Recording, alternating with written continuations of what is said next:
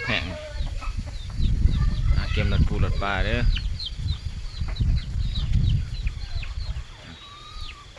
มาแล้ว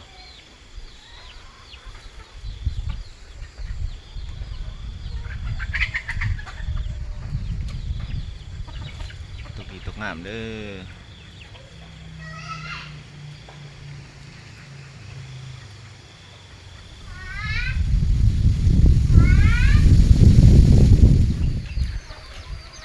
ว่ามืดขึ้นได้เสาะใช่มือนี่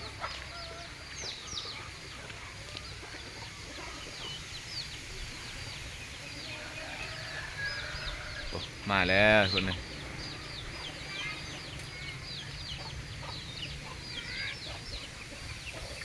ขึ้น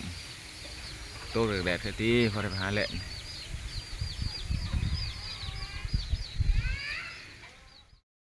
สวัสดียามเสาร์ทุกคนคนฝ่าขึ้นมาคือชิโต๊ะแห้งอยู่เหมือนแต่เสาร์เลย6-7 โมง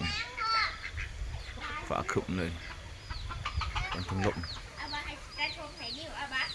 ทางนั้นตกอยู่ก็ใส่อยู่นี่เป็นได้เยี่ยมตกเต็มทีตกเอาทีสบายใจเลยนำชิโต๊ะทุกคนเลยโอ้น้ำไหลจัดจ้าน้ำเต็มทงไห้ทงหน้าเพื่อเลยถ้ากะลีฝนตก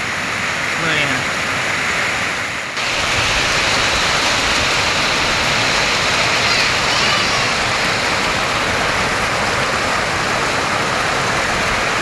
ตกลิ้นเดี๋ยวเศร้าทุกคนเลยยังตอนละเศร้าเลยนี่โอ้พักแล้ว